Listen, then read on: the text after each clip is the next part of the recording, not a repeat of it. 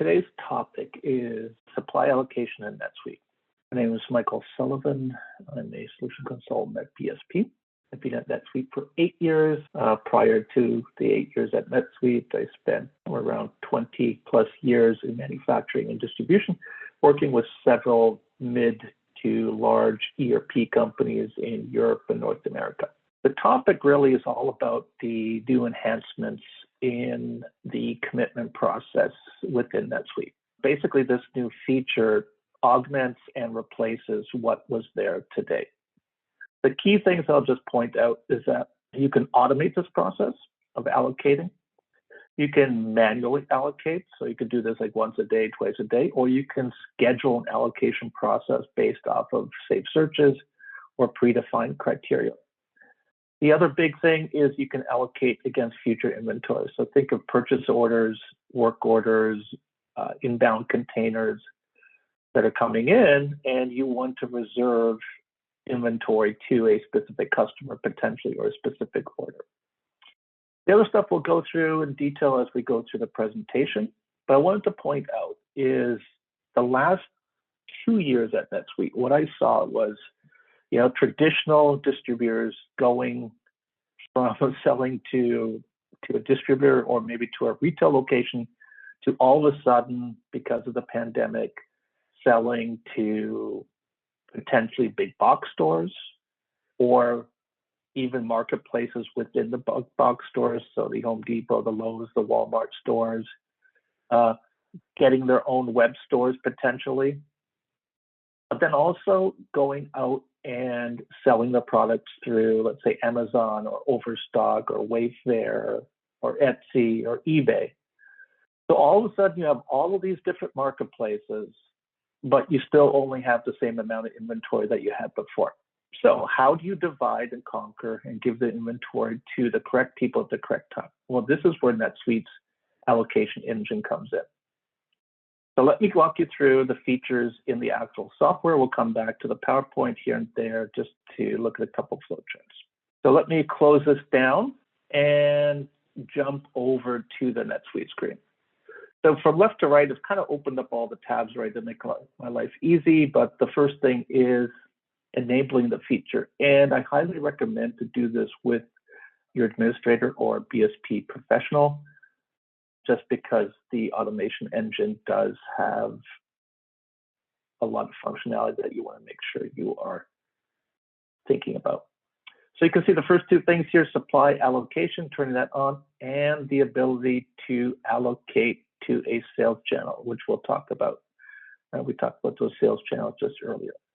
So once you have these two things activated, what will happen is you'll have a couple of new menu points, the ability to create strategies, preferences, and sales channels, and we're going to walk through those three things first. So think of the allocation strategy of being the specific way that you want an item to be reserved, allocated, interchangeable words here, to a sales order, a transfer order, or a work order. So I'll just go on list here and just show you, you could have more than one of these, right? There's no reason you have to have one.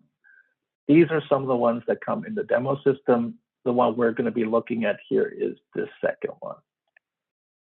So as I go back in here, then I'll edit. What you can see is that I am allocating against future inventory. What's important here is I am going to have the system look out into the future and see if there's any inbound shipments, any purchase orders, transfer orders, even blanket orders, or work orders. If I don't have inventory, the system will try to find inventory in one of these records and allocate it. The second thing is, how far in advance or back do I want to look of my supply required date? And this is a new field. So this field really defines when your customer wants the product or when you want the product to be allocated. And you can look at a date span before that date or a date span after. The next thing is, when do you want this allocation process to happen? Right, as soon as available before supply required date or as close. The next thing here is, do you care if it is complete? So maybe you have certain customers where you always have to ship complete. Then that allocation strategy would be complete. If you just want to allocate what's available, you'll use that one. If there's no inventory, what is the next available ship date? Do you want to use your basic available to promise, which is on the item record, or do you want the system to calculate the actual? I'm using the actual. And when you allocate, do you want it reserved? That means it can be reallocated if a more important customer comes in, or do you want it to be firmed? So this whole strategy here can be down to a singular line item within a sales order. So it's not just across the board. It can be specific to a client, a sales order, even a certain product. So really important for the setup, of course. The second thing is, you're going to set up your preferences or your general setup. And this is where your preferences, the ones we just looked at, the allocation strategies, just came in. So for the sales order, I'm using that predefined one. For work orders, I've turned it off just because I was testing something. You can see for transfer orders. And then also, if I'm looking at, this is a brand new screen here, earliest item availability, I'm using the predefined one. And then when I'm allocating, what I'm doing is I'm sorting my demand first by supplier required date, order priority, order quantity. But you can see there's many, many other different fields. So what I can do is take all the data that's available, sort it in a according sequence that is applicable for me, and then the allocation engine jumps in. And does it do that directly after you edit or update a record? So that means every time you create, edit, update a record, it's reallocating. If you turn that off, then you're going to go through a more manual allocation process, which you would find here. And I'll come back to that as well. And then if you do order reservations, which we're also going to talk about, right, when do they expire? There is an expiry date to them. So those are the two basic things that you need to set up. Now, think of, again, this PowerPoint slide, right? Sales channels. What if you have orders coming in from all of those sales channels at the same time? How do you manage to make sure that Amazon doesn't delist you because you can't fulfill certain shipments? Well, what you might do is create a sales channel up here. And maybe the sales channel is called Amazon. Or maybe you'll have one for Home Depot or Walmart or retailers or distributors or wholesale. And that sales channel then can reserve inventory, which we're going to look at next.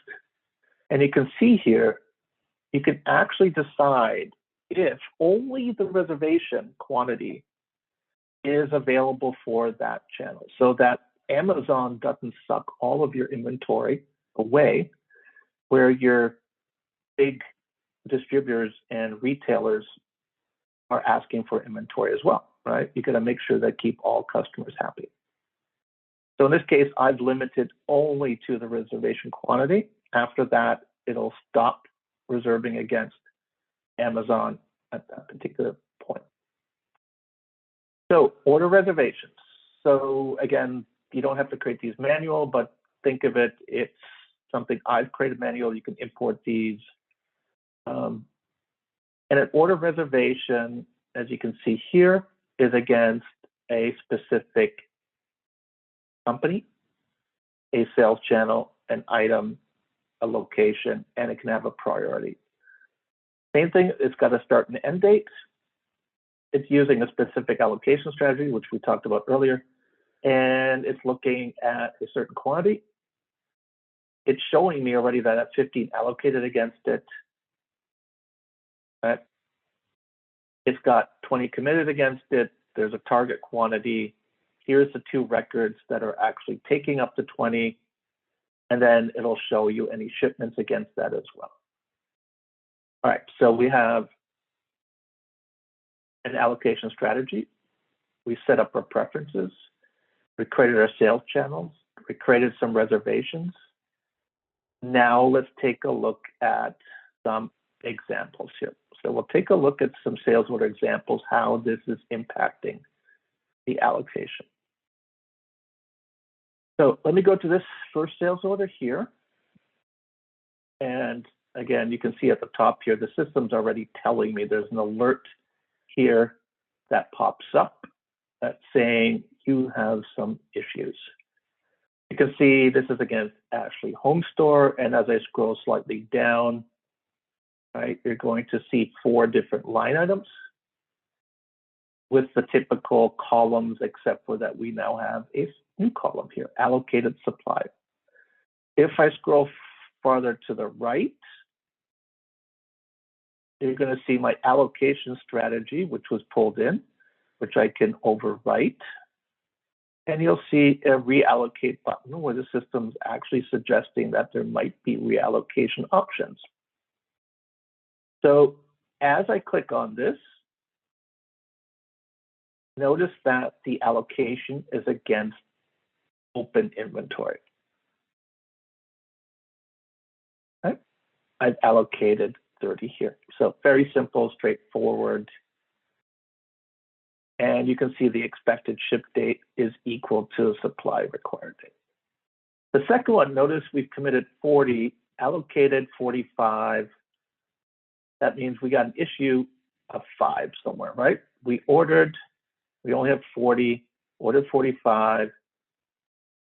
So what's happened here is that the allocation strategy has gone out, found 40 existing inventory, now found 5 more in an open purchase order. And it's allocated those. And it's determined that based off of that current receipt date, I'm going to be 21 days late. And you can see that right here, is that the system has calculated an estimated ship date of 11/19. This is again against inventory, so we're all good here. And the 4th line is allocated against an open work order. Notice that these are all hyperlinks, so I can jump in here, and we're 4 days late. So this could be transfer orders, purchase orders, inbound containers, blanket orders. So what the system's doing, continuously trying to reallocate. So every time that I edit and save, it's going out and trying to reallocate. At least that's the way I've set it up. So let's look at a couple more orders here. This is actually the purchase order that was linked to one of those allocations. And what I wanted to point out here is the new columns. You'll find that on transfer orders, on work orders, and on purchase orders, where you now see the reverse. Notice the purchase order is now linking back to the sales order. Right? And I can actually reallocate here. That means I could move the allocation from one to another. So again, bidirectional linking of supply and demand. Now let me go to the next sales order.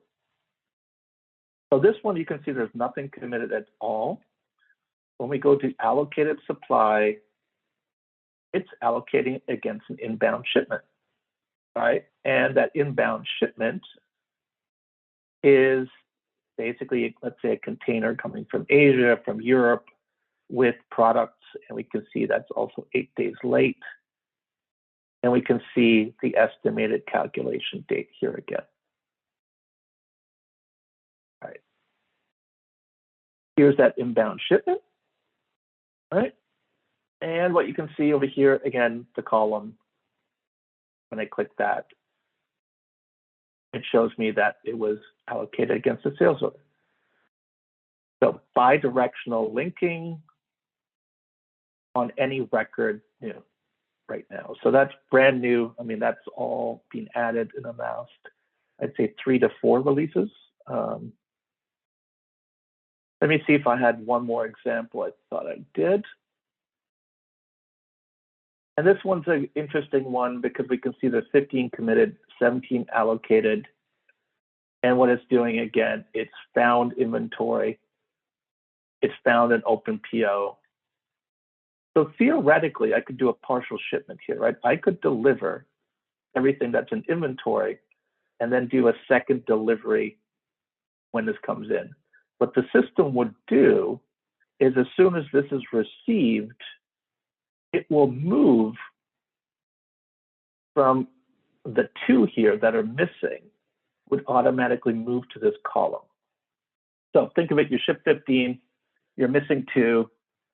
As soon as you receive the PO, that 2 becomes committed, and then we can have that show up on the dashboard instantly so that you know that that product could be shipped, right? So think of it as a cross-dock maneuver coming in, ship it directly to that customer so that they get the product. A couple other things that have been added is something like an available to promise, just has more functionality than before. So it's called earliest item availability. And we're just going to go into this here and think of this screen as being a drop-down screen. Again, you pick your company, you pick your item.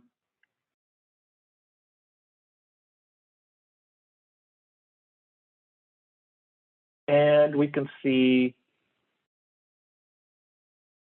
if we wanted to pick a sales channel, we could do that here. And we're going to pick a quantity, let's say of 20.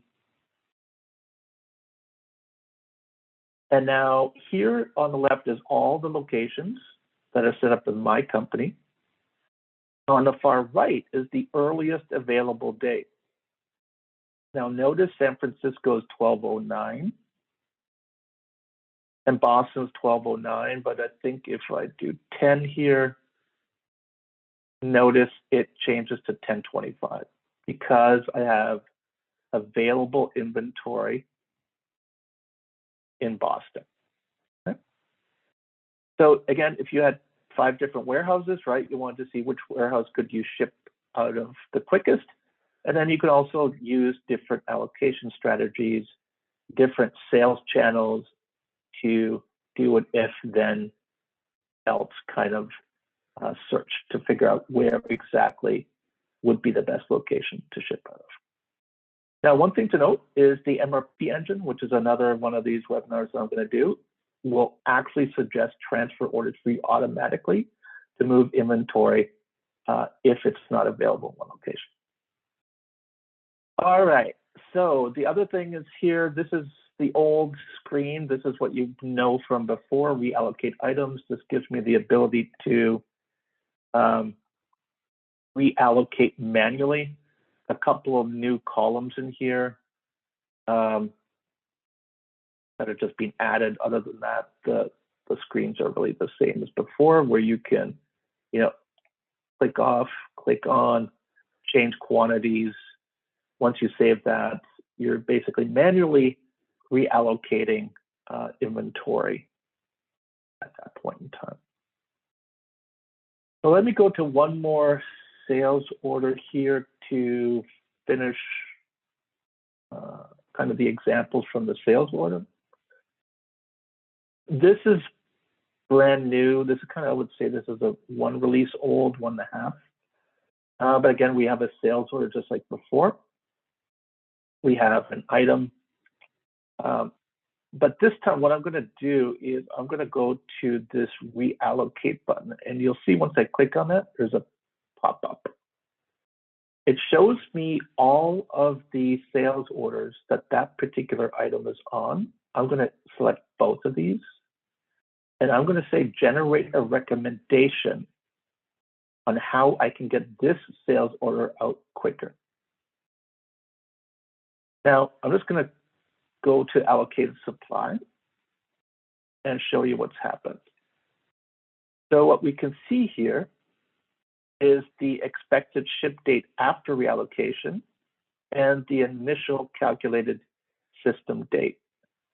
So notice here, now, it's actually set it to 1109. Now, what I can do is then generate that recommendation. It can get approved. I'm sorry, that's what I just did. I generated. If I accept it, it will rearrange the allocations so that the sales order that was just on gets basically a preferred status and now has borrowed inventory from somebody else. So again, this is more of a system generated recommendation. Before I showed you the reallocation, which would just be a human going in, making their own decisions. Here, the system has done that for us. So a couple last little things before we stop today. Save searches. So one thing that you can do here is, I'm just going to show all items, is let's say if you want to analyze your sales orders that you currently have in the system. This is just something, I took a standard one, I filtered it down to some items that I know. But what you can see here is we have the date that we want it on, we have the calculated date, we have if it's committed, how many days it's late, what's being allocated, and then as we go down here, we can see there's a whole bunch more. All right, we can see there's 21 days late. Now, again, most of you probably know this, but if I wanted to maybe create a conditional highlighting here, like a red flag, right, to indicate this, if I wanted to drill down into certain items, maybe I filtered by an item, showing me these 3 particular products, right, and I can see that I have 25 days late for these, 22 for these, and you can see these, even within the saved search, right, I'm able to drill down into the allocated supply. So again, think of it maybe on your home dashboard, you put a reminder that shows you any allocations, and maybe you filtered this by just ones that are days late, right? So that you can see which ones are causing you issues. All right, so that's one thing to think of. The other thing that NetSuite has done is create an order management dashboard. So it brings everything from allocation information, fill rate optimization, by channel. And you can see over here, I have hyperlinks. So I can go into reservations, reallocations. I might have my alerts here, very much like my saved search. And then I have another scorecard here that's showing me my fill rates, which is a new API. So that's brand new as well. So let's say you don't want the system to reallocate all the time, right? Maybe you want to go in once a day, twice a day, 3 times a day, and allocate yourself. So what you would do is set that preference originally. Do not automatically allocate upon every add, edit, or delete. But you would go in here and set, your filters. So maybe you're setting your expected ship dates from 2, maybe your order priorities. Maybe you just want orders that have a very high gross profit, right? Could be. Or when you go into sorting options, right? You change the sorting here. Or you decide that you want to optimize your allocation to make sure that the most orders can be fulfilled at the same time, which is also brand new, using fill rate optimization.